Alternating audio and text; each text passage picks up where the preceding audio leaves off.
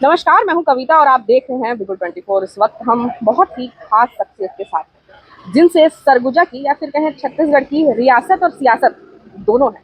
हम आज उनसे बात करने जा रहे हैं। कुछ जरूरी सवाल हैं जो आपके भी दिलो दिमाग में, अगर आप राजनीति की समझ रखते हैं तो चल रहे होंगे। आज उन छोटे छोटे सवालों का जवाब हम बाबा से जानेंगे कि आखिर आजकल चल क्या रहा है। बाबा, स्वागत है आपका बिगुल 24 में। आजकल आप क्या कर रहे हैं, किन चीजों में बिजी हैं? 5 साल सरकार का हिस्सा बन के काम करने का मौका लगा, तो बहुत समय विभाग की गतिविधियों में निकल जाता था। जी। मीटिंग करना, जो योजनाएं हैं उनकी समीक्षा करना, कुछ लक्ष्य निर्धारित करने हैं, अधिकारियों से परामर्श करके उनकी राय सलाह लेके उसके अनुसार हम लोग के मन की बात, उनकी राय सलाह फिर आगे बढ़ें। ये 5 साल का बहुत बड़ा हिस्सा इसमें निकल गया। 2 साल लगभग कोरोना की चुनौती में निकले। स्वास्थ्य विभाग में था तो बहुत ही कोरोना के वजह चुनौतीपूर्ण। से भी आप मतलब कांग्रेस को एक तरीके से देखा जाए तो छत्तीसगढ़ में काम करने का समय कम मिला है। क्या कोरोना की वजह से समय भी कोरोना प्रभावित में हुआ? दोनों चीज हुआ कि आपको लोगों के लिए काम करने का मौका मिला। लोगों ने देखा कि आप उनकी मदद कितनी कर पा रहे हैं। बहुत लोगों ने किया, सामाजिक संस्थाओं ने किया, अन्य लोगों ने किया, कांग्रेस पार्टी के लोगों ने किया, तो उस नाते लोगों से जुड़ने का मौका मिला। लेकिन वन टू वन कॉन्टैक्ट जो पब्लिक का होता था वो बाधित हुआ। व्यक्तिगत मेरे को उसका नुकसान हुआ कि 2 साल प्रबंधन तो कोरोना में हम लोग लगे हुए थे। किसी का भी फोन आता था तो उनके लिए मदद करना, वो एक मदद कर ही तरीके रहे से थे। क्या इसको भावनात्मक सपोर्ट भी देख सकते हैं अपन? भावनात्मक था, लेकिन लोग जब one two one direct contact ढूंढते हैं तो वो गैप रह जाता है। ये सत्ता में आने के बाद भी होता है। इसको एंटी इनकम्बेंसी का एक हिस्सा, बड़ा हिस्सा मानना चाहिए। आप दूसरे काम में लग गए। पहले वो घंटे आपके लिए उपलब्ध हैं जो आपने सवाल पूछा, मैं उसी का जवाब एक तरह से दे रहा हूँ कि अब वो समय आपको मिल गया। या विभाग की मीटिंग नहीं लेनी, आपका वहाँ कोई स्थान नहीं है, वो अधिकारियों से बात करने की कोई स्थिति ही नहीं है। वो जो वर्तमान मंत्री हैं, सेटअप है, उनके साथ वो काम करते हैं, तो पूरा का पूरा वो समय आपको मिल गया। तो 5 साल अगर आप थे तो कम से कम 2.5 साल आपको मिल गए लोगों से जुड़ने के लिए। तो अब हम लोग उपलब्ध हैं, व्यक्तिगत तौर पे, शारीरिक तौर पे उपलब्ध हैं, फोन पे नहीं, इन क्षेत्रों में या जहाँ भी जाएंगे। वरना वो टाइम शासकीय कार्यों में लग जाता था। मेरे को लगता था कि मैं अपनी जवाबदारी का निर्वहन नहीं कर रहा हूं अगर मैं उन बैठकों में और अधिकारियों के साथ चर्चा करके बात को आगे ना ले जाऊं। समीक्षाएं और योजनाएं, आगे के लक्ष्य, उनको पूरा करने के लिए पहल, ये मेरे लिए मंत्री के रूप में जवाबदारी थी। तो वो पूरा का पूरा समय मिल गया। तो अब उस समय में अब जो 5 साल के 2.5 साल एक्स्ट्रा मिल गए हैं, पहले एक बतौर, जैसे लोग पहले कहते थे कि हम जब बाबा को बुलाते हैं आ जाते हैं, हमको अच्छा विधायक मिल गया। तो विधायक नेता प्रतिपक्ष बना तो फिर पूरे छत्तीसगढ़ में भी समय बांटना पड़ा। कुछ यहाँ के लिए कम मिला, फिर नेता प्रतिपक्ष अब मंत्री बन गया, तो विभाग में जाके समय देने लग गया। तो लोगों के साथ वो जो विधायक, बड़ा अच्छा विधायक मिल गया, उसकी उपस्थिति में कमी आ गई। तो वो स्थिति में आप फिर वापस आ गए कि अब लोगों के लिए आप उपलब्ध हैं। तो लोग जो बुलाते हैं, और घर का काम, घर के काम से मैं एकदम कट गया था। तो हालांकि चाबी लड़के को दे दी है, आदि बाबा वो प्रभारी हैं पूरी तरह से, मालिक हम लोग मुख्य कार्यपालन अधिकारी हैं उनके। तो जहाँ काम हो रहा है, कुछ हो रहा है, उसमें भी अपना समय अब देते हैं। अभी लोगों के लिए आपके पास माना जाए कि फुल समय है कि आप अपनी जनता पहले से जाके मिल रहे हैं, चाहे एक राजा के तौर पे हो या फिर आप पूर्व डिप्टी सीएम रहे हैं उस तौर पे भी हो। व्यक्ति के तौर पे उसमें आप चाहे जिसको देखिए, टीएस बाबा को देखिए, महाराज को देखिए, पूर्व मंत्री को देखिए, पूर्व उप मुख्यमंत्री को देखिए, कांग्रेस पार्टी के एक नेता को, कार्यकर्ता को साथी के रूप में देखिए। अब जो जिस नजर से देख लेता है, आप उसके लिए उपलब्ध। अगर एक राजा के नजरिए से मैं आपसे अगर सवाल पूछना चाहूँ, एक राजा के तौर पे, तो अभी आपको सरगुजा की स्थिति कैसी लग रही है? जैसे अतिक्रमण जो हटाए जा रहे हैं, या सड़कों की जो स्थिति है, या फिर आत्महत्या जो हो रही है वो यहाँ पे बढ़ गई है, बहुत ज्यादा क्राइम बढ़ रहा है, उसको किस नजरिए से आप देखते हैं एक राजा के तौर पे? कुछ तो देखिए, रोडों की बात आपने बताई, जहाँ कुछ प्रमुख जो रोड हैं वो पहले से बन गए, पिछले 5 साल में बनते गए, लेट हुआ उसमें भी, लेकिन बन गए। आज रायपुर जाना है तो 4.5 घंटे 5 घंटे में वो स्पीड चेक लगा दिया। 20,000 रुपए मेरे को फाइन लग चुके। अच्छा। मेरी गाड़ी को। वो आपने हाईवे बनाया और उसमें आप कहो कि अब स्पीड से ज्यादा नहीं चल सकते, तो भैया क्यों बनाया 4 लेन 6 लेन? पब्लिक का भी पैसा खर्चा कर दिया, हम लोग के कम समय में यात्रा हो जाती है, उसको भी आप पेनल्टी लगा रहे हो। तो ये देखा जाए, अगर 20,000 का चालान है वो तो आपके लिए अगर कुछ नहीं है, अगर एक हिसाब से, लेकिन अगर जनता का काटते हैं, एक हाँ। गवर्नमेंट ऑफ इंडिया ने हाँ। गाड़ियों में बीप लगाया है। हाँ। आप चलते हो तो पहला बीप 80 किलोमीटर पे आता है और दूसरा बीप कंटिन्यूअस बीप 120 किलोमीटर पे आता है। यानी 80 अब आप पहुंच गए, 120 से ऊपर नहीं जाना। एक तरीके से वार्निंग है वो आपके लिए। हाँ, मतलब निरंतर चेतावनी। तो गवर्नमेंट ऑफ इंडिया कह रही है कि 120 तक चलना ठीक है, आपने 80 किलोमीटर में मेरे को 20,000 रुपए लगा दिए, चालान काट दिया। तो ये थोड़ा सा लगता है। फिर रोडों में जहाँ गड्ढे हो गए हैं, बहुत सारे सड़कों की ऐसी स्थिति है जो बदतर हो गई। अंबिकापुर में आना है जाना है, यहाँ से देखिए तो अप्रोच है, बाकी उधर की सड़क मैंने बताया अच्छी हो गई है, लेकिन शहर के अंदर की सड़कों शहर के अंदर की स्थिति भी ठीक नहीं है। अप्रोच जो है मेन रोड का, बंजारी नाला पड़ता है अंबिकापुर से, इधर आप देखिए तो है 900 मीटर का रास्ता, वो अभी तक उसी हालत में पड़ा हुआ है। ना एनएच में आ रहा है, ना पीडब्ल्यूडी ने लिया है, लावारिस पड़ा हुआ है। पब्लिक की गाड़ियां उछल कूद के जाती हैं। यहाँ से आप खरसिया रोड पकड़िए, यहाँ के निकले ये रोड ठीक है, खरसिया चौक से आप जाइएगा आगे के चौक तक, भारत माता चौक पहले नाम दिया गया था, रिंग रोड जहाँ है, उसके आगे जाइए तो रोड की हालत बदतर, इस तरफ आप जाइए तो रोड की हालत बदतर। तो ये एक राजा या शासक जिम्मेदार के रूप में खराब हो रहा है। बरसात के पहले आपको ऐसी स्थिति में ले आना चाहिए, या बरसात रहते हुए भी ऐसी स्थिति ना रहे, यानी कार्रवाई रिस्पॉन्स टाइम क्विक होना चाहिए। तो एक शासक के रूप में या जिम्मेदार व्यक्ति जो प्रबंधन देख रहा है, सामाजिक प्रबंधन देख रहा है राजनीतिक अमले से, जोर जबरदस्ती नहीं होनी चाहिए। किसी का घर आप जबरन तोड़ दे रहे हैं, दादागिरी नहीं होना चाहिए। मारपीट हो रही है, जोर जबरदस्ती नहीं होना चाहिए। महिलाओं के साथ अत्याचार हो रहा है, जोर जबरदस्ती नहीं होना चाहिए। ये जो शासन करने के स्थान पे बैठते हैं, ये उनकी जवाबदारी है कि इसको रोकने के लिए ऐसा वातावरण बनाए, ऐसी परिस्थिति बनाए कि लोग 10 बार सोचे ऐसा करने के लिए। वो कड़ाई का ऐसा लग रहा है कि कोई अभाव है, हम कुछ भी होगा, कहीं से फोन चला जाएगा, हो जाएगा। जब अतिक्रमण से मुक्ति के नाम पर यहाँ घर तोड़े जा रहे थे, उस समय भी लोगों को आपसे काफी उम्मीदें थी, लेकिन उनकी जो घर है वो तोड़ ही दिया गया। आखिर उसको किस तरीके से आप देखते हैं? क्या उसमें दो बात है। वो साथी पहले भी संपर्क में थे, तो मैंने उनको हमेशा ये कहा, और मैं ये सबको ये कहता हूँ कि देखिए, जोर जबरदस्ती हो रही है, आप मेरे को बुलाइएगा, मैं आ जाऊंगा, जोर जबरदस्ती। लेकिन अगर आप नियम और कानून के हिसाब से गलत पे हैं तो मैं मदद नहीं कर पाऊंगा। मेरा काम करने का तरीका वो नहीं है कि गलत को भी नहीं करिए, जुगाड़ ये वो कैसे। तीसरा, न्याय होना चाहिए। अगर आप गलत में हैं, मैं गलत में हूँ, हम लोग अगल बगल में गलत तरीके से बसे हुए हैं, आपका घर टूट जाए और मेरा ना टूटे, ये शासक का फर्ज है और उसकी जवाबदारी है कि कार्रवाई एक जैसी दोनों के ऊपर होनी चाहिए। तो जो जिन लोगों को दुख हुआ, वो दोहरा दुख हुआ। एक कि उनके घर टूटे, पर वो मेरे से बहुत दिनों से संपर्क में थे। टूटने के पहले, टूटने के दरमियान मैंने 20 लोगों से बात की होगी, कलेक्टर से लेके, प्रशासन से लेके, डीएफओ से लेके 20 लोगों से बात की होगी कि गलत पे हैं साहब। तो मैंने आज तक कभी नहीं कहा, आज तक मैंने गलत करने के लिए किसी अधिकारी को नहीं कहा, किसी काम पे, यहाँ भी नहीं कहूँगा। लेकिन न्याय होना चाहिए। अगर हम दो लोग एक तरीके से कानून को तोड़ के घर बना के बैठे हैं, आपका घर टूट जाए और मेरा घर ना टूटे, ये नहीं होना। शायद इस वजह से ही है ये दो बात का संतोष कि एक, पहले हमको बनाने दिया गया। आप कहेंगे मैं अगर गलत पे हूँ तो मेरे को बनाने क्यों दिया? प्रशासन का चेहरा तो नहीं है बाबा प्रशासन। प्रशासन मतलब प्रशासन निरंतर चलेगा, नाम बदलता जाएगा उस कुर्सी पे जो आएगा। वो प्रशासन है, शासन है, वो निरंतर है, नियम कानून से चलने वाला है और होना चाहिए। जब वो नहीं होता है तब ऐसी स्थिति आती है, पहले आपको बनाने दिया जाएगा, मेरे को बनाने दिया जाएगा, सारी सुविधा भी दे दी जाएगी, और फिर जब कोई मुहिम चलाएगा, मेरे को आपको परेशान करना है, तो आपकी किसी बात को लेके वो पहुंच जाएंगे कि ये लोगों ने कब्जा किया हुआ है। वो पूरा केंद्र आप पे है, क्योंकि उनकी आपसे कुछ खटपट होगी या कोई आपका मन मुटाव है, और वहीं आप और मैं अगल बगल हैं।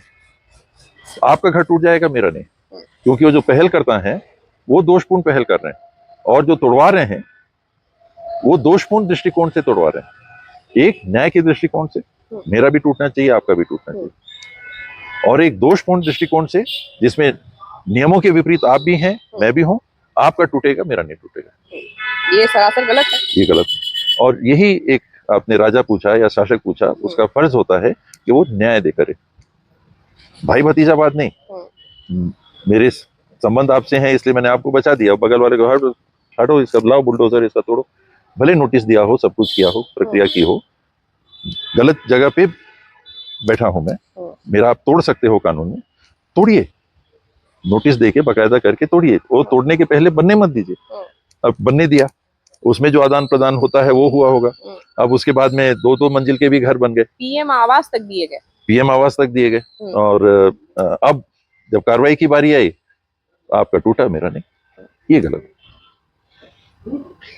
अब थोड़ी सी बातें, हम थोड़ा पीछे जाते हैं। जो 2.5 साल की बातें आई थी, उसमें कर्नाटक में जो डीके शिव कुमार और सिद्धारमैया के बीच वही 2.5 साल वाला मामला फिर से शुरू हो गया। ये अनुमान होते हैं, और लोगों में जब इसकी रुचि होती है तो मीडिया उसको उठा लेता है। मीडिया अपने से नहीं बनाता, मैं ये स्वीकार करता हूँ, कबूल करता हूँ, जानता हूँ, समझता हूँ, मीडिया अपने से नहीं उठाता। अगर कुछ बात चर्चा का विषय लोगों के बीच में बनी हुई है और मीडिया को उसकी भनक लगती है, मीडिया उसको उठा देता है। अब मीडिया उठाते समय उसको महसूस कर पाता है कि नहीं कर पाता है कि उनकी पहुंच इतनी हो गई है आज के दिन कि वो असर उसका कहीं का कहीं कुछ का कुछ हो जाता है। 2.5 साल की बात है कि नहीं है, होने दीजिए, होगा तो हो जाएगा, नहीं होगा तो नहीं होगा। तो मीडिया ने उठा लिया, वो ज्वलंत मुद्दा बन गया। जहां 10 लोग पूछते थे, अब 10,000 लोग पूछेंगे क्या बात है, क्या बात है, क्योंकि मीडिया की पहुंच बहुत व्यापक हो गई। Social media, visual media, print media, इसको देखिए तो पहुंच बहुत व्यापक हो गई। और खास करके विजुअल मीडिया, जिसमें सोशल मीडिया को भी आप जोड़ सकते हैं। जब आप देखते हैं, एक तो आप पढ़ते हैं, उसका असर होता है, फिर उससे ज्यादा असर होता है जब आप देखते हैं, किसी को बोलते हुए देख रहे हैं, उसमें 2.5 साल वालों का चेहरा भी दिख जाएगा, अब वो पात्र भी आ गए, फोकस बन गया और भाव भी देखने लग जाता है। तो जो बात एक दायरे में रहनी चाहिए, कुछ जो मैं बंद दरवाजे कहता हूँ, बंद दरवाजों में रहनी चाहिए, वो सार्वजनिक हो जाती है। फिर वो जो पात्र हैं उनको दिक्कत हो जाती है, मीडिया को कुछ नहीं होता। मीडिया को तो यार तो टीआरपी मिल गई, या उनने अपना एक दायित्व निभाया कि लोगों के बीच में जिस बात की कौतूहल है हम तो उसको सामने ला रहे हैं, आपकी जवाबदारी भी है, लेकिन नुकसान पात्रों को काफी हो जाता। तो इसमें भी कर्नाटक में भी आपने कहा कि ये बात चल पड़ी है, क्योंकि जब मुख्यमंत्री बनने की बात आ रही थी तो एक से ज्यादा नाम चर्चा में थे।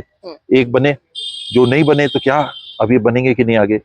एक की उम्र 80 के आसपास है, दूसरा पीसीसी के प्रेसिडेंट हैं, डिप्टी चीफ मिनिस्टर हैं, तो बन सकते हैं। जब चुनाव जीते थे तो भी बन सकते थे, क्योंकि एज पीसीसी प्रेसिडेंट उनका भी भागीदारी रही होगी चुनाव के परिणाम में, तो उनको भी तौला गया। सिद्धारमैया जी, लोग इनके साथ भी होंगे, इनका भी गुडविल होगा, अच्छे शासक होंगे, प्रशासक होंगे, दोनों के प्लस पॉइंट्स हैं। बनेगा तो एक, अब एक बन गया, अब दूसरे का क्या होगा, ये बनेंगे कि नहीं, 2.5 साल लागू होगा कि नहीं। इन हालातों से आप भी गुजरे हैं, इन चीजों को बहुत अच्छे से समझते हैं, तो क्या आपको लगता है कि अगर ऐसा कुछ वादा हुआ है तो क्या वो पूरा होगा? अगर हुआ है तो होना चाहिए, इसमें कोई दो बात नहीं है, पर हुआ है कि नहीं ये तो हमको नहीं मालूम। हम मान लेते हैं कि ऐसा हुआ है और फिर उसकी प्रस्तुति कर देते हैं, आम नागरिक भी और उनकी बात मीडिया भी। हमारी प्रस्तुति क्या होती है, ऐसा है, सुशांत राजपूत के साथ फलाना हुआ, ये मारने में इसका हाथ था लड़की का, वो तो सूली पे चढ़ गई उस समय। अभी बात आ रही है कि नहीं, तो कुछ नहीं है, उस समय तो चढ़ गई सूली पे। तो मीडिया की पहुंच इतनी व्यापक है कि एक दृष्टिकोण अगर एक तरीके से प्रस्तुत होता है तो वो निर्णायक मान लिया जाता है। तो इन परिस्थितियों में भी, 2.5 साल टाइप की परिस्थितियों में भी नहीं पक्का जरूर कुछ ना कुछ होगा।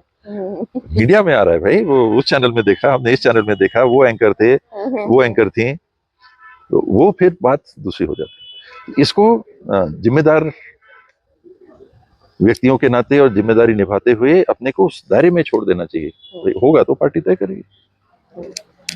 क्या कांग्रेस में अभी असंतोष गहरा रहा है, कुछ ऐसा है क्या, अगर हम पूरे भारत को देखें या फिर सिर्फ छत्तीसगढ़ को देखते हैं तो? कांग्रेस में देखिए बड़ा परिवर्तन आया भारत जोड़ो यात्रा के बाद। हमारे केंद्र बिंदु कांग्रेस की सोच और सत्ता के कौन थे? राहुल गांधी जी। और राहुल गांधी जी को सोशल मीडिया में लगातार भारत जोड़ो यात्रा के पहले लगभग 10 साल बहुत बुरी तरह से उनके ऊपर घात किए गए। राजकुमार बहुत, यानी जिस तरीके से भी किया जा सकता था उनकी छवि को गिराने के लिए कि एक विकल्प के रूप में उभर ही ना पाए, तो इतना घात हुआ था, इतना घात हुआ था। और उसका परिणाम आप देखें कि कांग्रेस के लोकसभा के नतीजों में भी हमको दिखता था। 40 कुछ सीटें एक बार, 50 कुछ सीटें एक बार, इनका तो नेता प्रतिपक्ष भी नहीं बन पा रहा।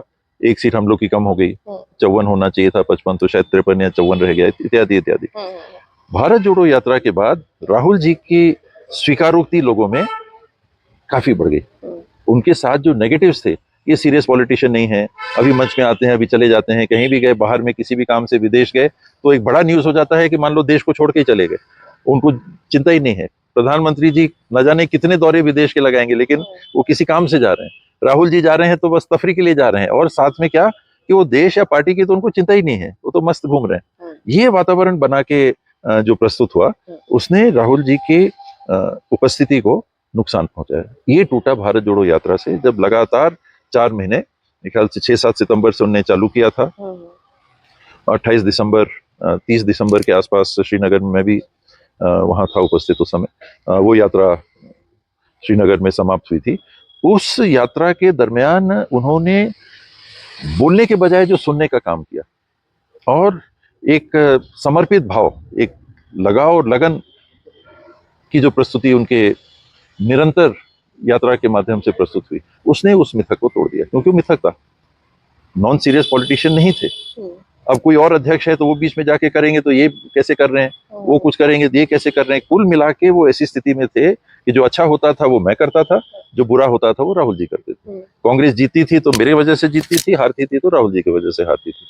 वो चीज उनने तोड़ी, और फिर मणिपुर से लेके मुंबई तक की जो दूसरे चरण की यात्रा हुई, उसके परिणाम यही आए कि न केवल इंडिया अलायंस बना, अपितु इंडिया अलायंस की 230 या 33 सीटें भी लोकसभा में आ गई। और भारतीय जनता पार्टी जो 400 पार की बात कह रहे थे, वो 240 में सिमटे, और बमुश्किल, हालांकि प्रीपोल अलायंस था इनका नीतीश कुमार जी से और नायडू जी से, वो प्रीपोल अलायंस बस हाफवे मार्क से थोड़ा सा ज्यादा पहुंच पाया था। तो कांग्रेस की स्थिति में तो सुधार आया। आप लोकसभा के भी चुनाव में देखिए, हम लोग छत्तीसगढ़ में बैठे हैं, तो छत्तीसगढ़ में आप वोटिंग परसेंटेज पहले देख लीजिए और अब की देख लीजिए। सीटें हम नहीं जीत पाए, एक ही हम सीट जीते। एक सीट हम 1600-1800 वोट से कांकेर की हार गए, भूपेश जी 40-1 से हार गए, चांपा जांजगीर हम 50-60-70 हजार वोट से हार गए, जो बहुत ज्यादा लोकसभा के लिए नहीं होता। ये कब हुआ? जहां सरगुजा में हम 61,000 से 62,000 से हारे, यहाँ 1,72,000 से हारे थे इसके पहले चुनाव में। तो कांग्रेस की स्थिति में तो सुधार हुआ पिछले चुनाव से। 18 से नुकसान में है, लेकिन 23 से हम सुधार में है। कांग्रेस की स्थिति अगर आप कहिएगा तो आप पूरे देश में देखिए, आप कोई भी मुद्दा देखिए, अभी आपको दिखेगा कि कांग्रेस और इंडिया अलायंस जो उसको लेके चल रही है, कहीं ना कहीं किसी परिणाम तक पहुंच रहा है। बिहार में वोटर लिस्ट की बात हो रही है, एक परिणाम तक पहुंचा। हरियाणा के परिणाम आए, और कांग्रेस और इंडिया अलायंस किस चीज से लड़ रहा है? ऐसी व्यवस्था से लड़ रहा है जहां इलेक्शन कमीशन जैसी संस्था, जहां 4 राज्यों में एक साथ चुनाव हुए थे, और जहां सत्ता दल ये कहता है कि 1 नेशन 1 इलेक्शन हमको कराना है, सारे एक साथ कराना है, वहां हरियाणा और जम्मू कश्मीर के इलेक्शन अलग करा देता है, महाराष्ट्र और झारखंड के इलेक्शन अलग करा देता है। और फिर उसमें वो बात आती है कि वो ईवीएम की जो मशीन है उसकी चार्ज कैसे 90% हो गया, बाकी का कैसे 60% है, 50% है। कई प्रकार के सवाल उठने लगते हैं, वोटर लिस्ट के संदर्भ में सवाल उठने लगते हैं। जम्मू कश्मीर में 60% आबादी वैली की है, जो लगभग 95% से ज्यादा मुस्लिम होगी। तो 90 सीटों में 60% आबादी को कितने सीट मिलने चाहिए? 54। उनको कितने सीट दिया आपने? 47। और जम्मू का इलाका जो हिंदू डोमिनेटेड है, जहां बीजेपी को ज्यादा सीट आती है, 90 में 40% आबादी जम्मू की है, कश्मीर को छोड़िए अलग, जम्मू को करिए अलग। तो जम्मू में जो 40% आबादी रहती है, उनको सीटें कितनी मिलनी चाहिए थी 90 में? 36। मिली कितनी? 42-43। तो आपने पूरे सीट का भी रेशो चेंज करके चुनाव करा लिया। वो तो अलग बात है कि इंडिया अलायंस पार्टनर जो थे, नेशनल कॉन्फ्रेंस को अपने भी बढ़त मिली, कांग्रेस के साथ भी गवर्नमेंट है, या कांग्रेस का सपोर्ट के साथ क्लियर मेजोरिटी है। इस प्रकार की जहां चीजें हो रही हैं, तो इनको उठाने में कांग्रेस अब पीछे नहीं है। एक घर में शिरडी वाले साईं बाबा, वो नाम के शिरडी में एक घर नंबर में 6-6, 7-7 हजार वोट अंकित पाए जा रहे हैं एक घर में। ये कांग्रेस उठा रही है। अगर ढीली रहती कांग्रेस तो ये बात उस तरीके से नहीं उठ पाती कि आज एक पूरे देश के सामने गंभीर चर्चा का विषय है कि जितने नाम वोटर लिस्ट में 5 साल में नहीं जुड़े, उतने 4 महीने में जुड़ गए, और उतने के अंतर से आप हार जीत हुआ। एक संजोग हो सकता है, लेकिन उतने ही अंतर से हार जीत हुआ। ये सारी बातें कि कुछ हो रहा है जो कि ठीक नहीं है, और केवल हवा ही नहीं, ईवीएम में कहीं सेटिंग तो नहीं है, उसकी वैसे सबूत नहीं आते, तो भाई ऐसा करो, ईवीएम को ये करो, ड्रॉप आउट लाओ, पेपर बैलेट गिरे, उससे फिर वोटर जो है उसको डाले अपने हाथ में लेके, प्रिंट आउट गिरे उसको डाले, इस तरह के सुझाव अब आने लग गए। लेकिन ये जो वोटर लिस्ट है तो वेरीफाइबल है। अभी अंबिकापुर में हम लोग वोटर लिस्ट की समीक्षा कर रहे हैं। एक पोलिंग बूथ में एक व्यक्ति के 3 एपिक नंबर के नाम है।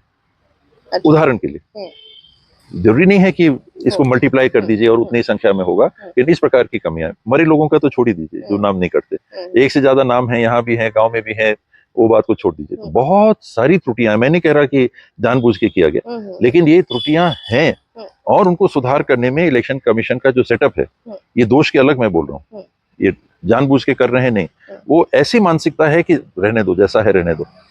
कितनी आपत्तियां लिख के दी जाती हैं, कितनी आपत्तियां साथियों ने चुनावों में लिख के दी, जिसकी सुनवाई भी नहीं हुई, जिसको करेक्शन नहीं किया गया। ये तो सुनवाई तो एक अलग बात है, आपने ले लिया तो सुन लिया, तो करेक्शन। हम इलेक्शन कमीशन को जो शीर्षस्थ मानते हैं, उनका कौन प्रतिनिधि फील्ड में काम करता है? एक बीएलओ। एक बीएलओ कौन है? आंगनबाड़ी कार्यकर्ता। एक आंगनबाड़ी कार्यकर्ता से आप उम्मीद कर रहे हैं कि राजनीतिक दलों का या अन्य लोगों का पूरा दबाव झेल के और वो करेक्शन कर ले? संभव है क्या? और ऊपर जाइए, ले जाइए तो तो बहुत बहुत कमियां हैं। और संगठन में परिवर्तन करके, नई इकाइयों का गठन करके, मंडलों का गठन करके कांग्रेस और मजबूती संगठनात्मक भी बनाने की दिशा में काम कर रही है। अभी दिल्ली में मीटिंग हुई, अध्यक्षों को बुलाया गया था, पूरे देश के राज्यों के जिला कांग्रेस के अध्यक्षों को बुलाया गया था। उनको बुला के बोला गया कि जो चिंतन चल रहा है वो ये चल रहा है कि जिला कांग्रेस कमेटी के अध्यक्षों को और अधिकार संपन्न हम बनाना चाहते हैं। तो कांग्रेस ढीले होके बैठी हुई नहीं है, वो और अच्छे से गति से चलने की दिशा में प्लानिंग कर रही है, योजना। क्या अब जिस तरीके से तैयारियां चल रही हैं तो परिणाम भी वैसे दिखने को मिलेंगे? हमारा काम है जवाबदारी उसको पूरा करना, उसमें ढिलाई नहीं करना, और फिर मतदाता का संपूर्ण सम्मान करते हुए उनके लिए छोड़ना। बेहतर क्या है? आज बहुत चीजें हम लोग सुनते हैं कि अरे आज तो चुनाव हो जाए तो कांग्रेस जीत जाएगी छत्तीसगढ़ में। हो सकता है कि हम बात करें तो हाँ, तो हो सकता है कि हम लोग को बोलने के लिए कोई बोल दे रहा हो, या हो सकता है कि वाकई में ऐसी स्थिति आ गई हो। अभी अंबिकापुर में, क्योंकि यहाँ हम लोग बैठे हैं उसी संदर्भ में बोल रहे हैं, ये सब जगह लागू है, जहां जाते हैं लोग यही कह रहे हैं। व्यवसायी अपने से आके उन्होंने नगर बंद किया। व्यवसायियों को नगर बंद करते हुए मैंने बहुत कम सुना। स्वस्फूर्त पूरा अंबिकापुर जीएसटी को लेके बंद हुआ। व्यवसायी किससे जुड़े हुए माने जाते हैं राजनीतिक रूप में? ज्यादातर किस दल से? किस दल की सरकार है? उसी दल की सरकार के विरुद्ध से वो असंतुष्ट है, गहरा असंतोष। क्योंकि व्यापारी तो आखिरी व्यक्ति है कि जो सत्ता पक्ष से लड़ने की सोचेगा। तो अधिकारी आएंगे, मेरे दुकान को ये कर देंगे, मेरा ये कमी निकाल देंगे, मेरे ऊपर ये टैक्स लगा देंगे। व्यक्तिगत सोच ऐसी होगी कि हमको ज्यादा लाभ, इस पार्टी की नीतियों से हमको ज्यादा लाभ दिखता है। किसान है, गरीब है, आदिवासी है, इत्यादि है, जो हम लोग अलग अलग वर्गीकरण करते हैं, उनको लगता है कि हमारे लिए ज्यादा अच्छी उस पार्टी की नीतियां हैं। तो व्यवसायी वर्ग को एक लंबी परंपरा चली आई है कि उनका झुकाव ये माना जाता है कि भारतीय जनता पार्टी की तरफ रहते हैं। वही लोग, अपने ही लोग माना जाए, अपने जो मान सकते हैं कि उनके एक अच्छा सपोर्ट बेस है, तगड़ा सपोर्ट बेस है, टेस्टेड दशकों का सपोर्ट बेस है, वो ऐसा महसूस करके सामने आ रहा है। मैंने ये बात रायपुर में सुनी, ये बात मैंने भिलाई से सुनी, ये बात राजनांदगांव से सुनी, ये बात बिलासपुर से सुनी, ये बात सरगुजा से सुनी। कौन सा संभाग बच गया? जीएसटी का इतना दबाव है, कह रहे हैं कि इतना आपको रिटर्न भरना ही पड़ेगा। तिमाही का मान लीजिए रिपोर्ट होता है, जो व्यवसायी है वो क्या रिपोर्ट भरता है? व्यवसायी तो टैक्स देता नहीं है, व्यवसायी टैक्स कलेक्टर है। आपने ये शर्ट खरीदी तो टैक्स आप देते हो, मैं बेचने वाला, मेरा तो काम आपको बेच के टैक्स सरकार में जमा करना, मैं टैक्स नहीं देता। जीएसटी का कोई भार व्यवसायी के ऊपर नहीं है, संपूर्ण भाग उपभोक्ता के ऊपर। अब मेरे को आप बताइए कि ज्यादा खरीदी कब होती है? दिवाली के जी। तो जब जिस महीने में त्योहार पड़ेगा वहां की खरीदी ज्यादा, अगले कहोगे अगले तिमाही में उतना ही लाके दो। अब जो दिवाली की खरीदी है वो अगले तिमाही में कैसे बराबर होगा? तो जो मैंने बोला कि जो शासन में रहते हैं उनका काम है न्यायोचित तरीके से काम करना। आंख कान ज्यादा मत खोलिए, आंख तो खुले रखिए और कान खुले रखिए, शिकायतें सुनने के लिए नहीं, सूचनाएं, आम पब्लिक की सूचनाओं को सुनने के लिए रखिए, और अपने हाथों का इस्तेमाल करिए उनके लिए सुविधाएं और बेहतर व्यवस्था बनाने के लिए। ये पर अभी असंतोष तो हर क्षेत्र में दिख रहा है बाबा। हर अगर क्षेत्र, शिक्षकों की देखें सड़क तो में देखिए, जी, शिक्षकों को देखिए, अस्पतालों में देखिए, हाल में अस्पताल मीडिया में को जाने आप को, हाँ, रोक रहे हैं, मतलब क्यों? आप फोटो खींच रहे हैं तो जो सामने है उसी को ना दिखाएंगे। मैं अगर कुछ गलत काम अभी कर रहा हूँ तो आप तो उसी चीज को दिखाएंगे, क्यों आपको रोकना? नहीं, जो है उसको दिखाएंगे जी। अगर वो कमी है आप तो उसको भी, हाँ, जी। आपका काम तो अच्छा बुरा दिखाने का नहीं है, आपका काम तो दिखाने का है। अच्छा भी आप दिखाते हो, जिसको बुरा कहते हैं उसको भी आप दिखाते हो, तो अच्छा ही अच्छा दिखाओ, बुरा मत दिखाओ। क्यों? आप तो सिर्फ आईना है ना। जी, जी। मान लीजिए मैं ये मान के चल रहा हूँ कि मीडिया का कोई कमिटमेंट नहीं है किसी एक पक्ष, आप मीडिया हैं, आप दर्पण हैं, तो दर्पण तो जो दिखे सामने रहेगा उसी को दिखाएगा। जी। तो अच्छी चीज होगी तो अच्छा दिखाएगा, रोड अच्छी बनी है तो अच्छी रोड दिखाएगा। मैं तो खुद ही कह रहा हूँ अंबिकापुर से रायपुर की सड़क ठीक है, कई जगह फट रही है, उसमें काम हो रहा है, ठीक है, कि सड़क तो ठीक है, लेकिन जहाँ खराब है उसको क्यों नहीं दिखाना? नहीं, अच्छे ही दिखो, खराब नहीं। ये गलत शासन है, ये गलत नजरिया है शासन प्रशासन करने का। मीडिया को हमेशा आप उस सहायक के रूप में इस्तेमाल करिए, मैं कह रहा हूँ, जो कमी को दिखाएगा ताकि आप उसको ठीक कर सको, सुधार सके। बनस्पत उसको बंद करना, उसको ढांकी मत, उनको दिखाने दीजिए। ना उनसे बहुत खुश होइए, ना उनसे नाराज होइए कि हमको तो जाके वहां चुपके से कोई कैमरा लगा के ओटी के ऑपरेशन को करना है, वो निस्ता होगी, क्योंकि जो जिनका ऑपरेशन हो रहा होगा उनके शरीर पे ही ऑपरेशन हो रहा होगा, उसकी निजता कायम रखना अनिवार्य है। आपने डिलीवरी के समय कहा, डिलीवरी रूम में जाके फोटो थोड़ा ना लेंगे, निजता का सवाल है। लेकिन अगर कोई पेशेंट कुछ बोलना चाह रहा है तो निजता का हनन कहाँ हो रहा है? मैं नहीं बोलना चाह रहा हूँ या मैं नहीं चाह रहा कि मेरे इस हालत में मेरी फोटो प्रदर्शित की जाए, वो निजता का हनन है। जब मैं खुद बोलना चाह रहा हूँ कि मेरे को दवाई नहीं मिल रही, मेरे को कोई पूछने नहीं आता, खाने में दाल में तो पानी पानी है, दाल नहीं है, वो निजता का हनन कहाँ है? वो तो निजता कहिए या नागरिक कहिए, उसके हक हित की सुरक्षा है। तो मीडिया के माध्यम से अपनी आवाज मजबूत करके शासन तक पहुंचाना चाह रहा है कि नहीं ये ठीक नहीं हो रहा, अब तक बात नहीं पहुंच रही है, क्योंकि हम ये नहीं मान सकते कि सर कोई भी शासन चाहेगा कि पानी दो दाल की जगह, मैं नहीं मानता। तो बीच की व्यवस्था में हम उसको ठीक नहीं कर पा रहे, तो मीडिया का आप सहयोग लीजिए ना उस बात में। जी। अगर छत्तीसगढ़ की बात करें तो अभी जब कांग्रेस सत्ता में थी, अगर उस समय कमान आपके हाथ होती तो अभी क्या स्थितियां होती? क्या इस बार बीजेपी नहीं आती? कह नहीं सकते, ये तो वैसे ही प्रश्न हुआ कि अगर अगर मगर में जो है जो हुआ उसको देखना है कि हाँ हमारी रिजल्ट पक्ष में नहीं आए, जबकि सारी वो एजेंसियां जो समीक्षा करती हैं राष्ट्रीय स्तर की, वो कह रही थी कि छत्तीसगढ़ में तो कांग्रेस की गवर्नमेंट बन रही है।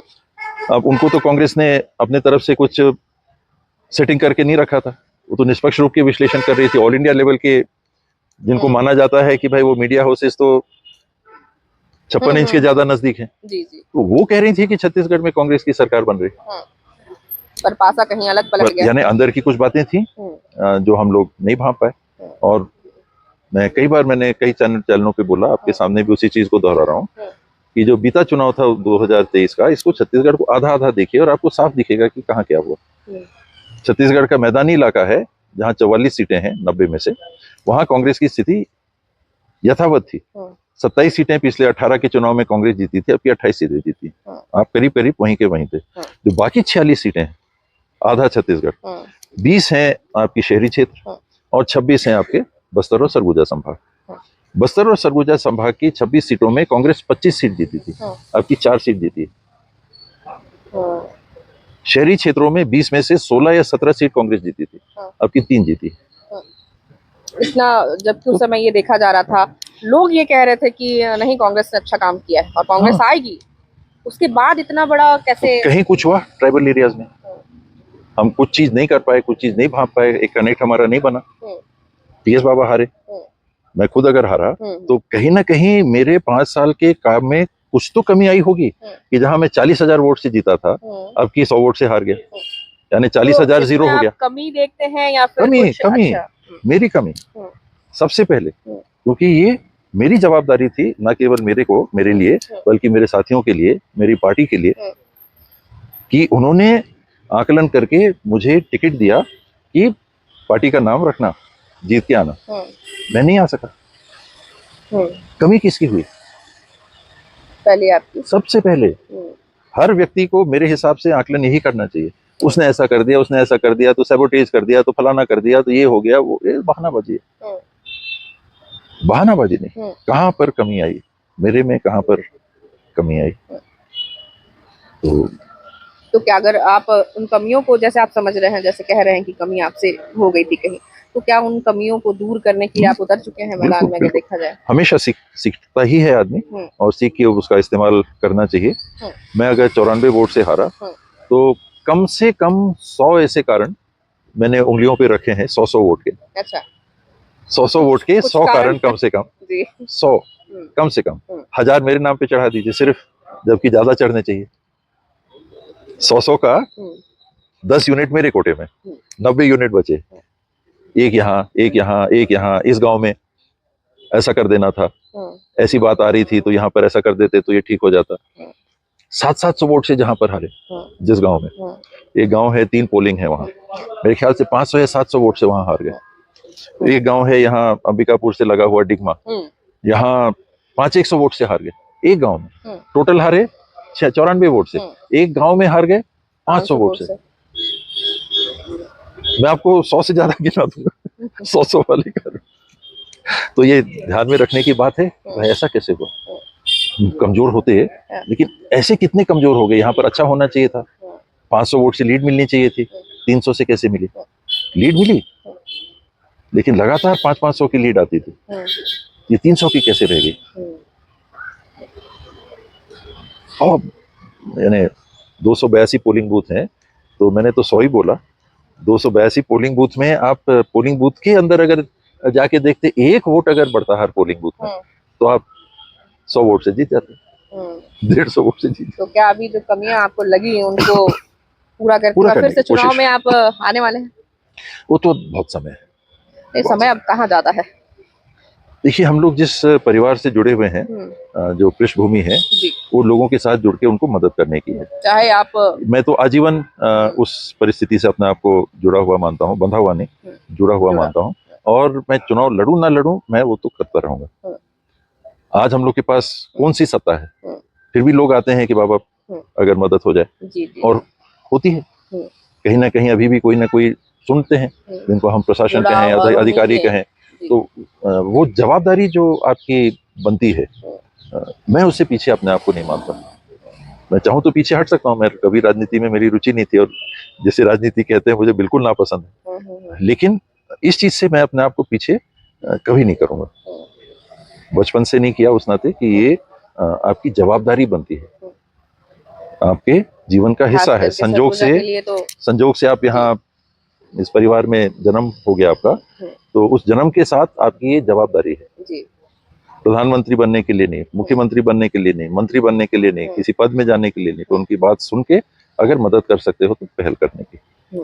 और क्योंकि राजनीति में आ गए तो बाय एक्सटेंशन छत्तीसगढ़ में, और कांग्रेस पार्टी से जुड़े हुए हैं, तो फिर जहाँ जवाबदारी मिले, कभी बोलते हैं उड़ीसा चले जाओ तो उड़ीसा चले गए, कभी झारखंड चले जाओ तो झारखंड चले गए, तो मणिपुर चले जाओ तो मणिपुर चले गए, तो त्रिपुरा जाओ तो त्रिपुरा चले गए, तो राजस्थान राज्यसभा के बाई इलेक्शन होने हैं, वहाँ भी उसमें एक मेंबर हो पैनल के, तो वहां भी चले गए। गुजरात में किसी की कमी हो गई, अटेंड करके आ जाइए पार्टी की तरफ से, तो आपको सिर्फ छत्तीसगढ़ तक सीमित हम नहीं मान सकते।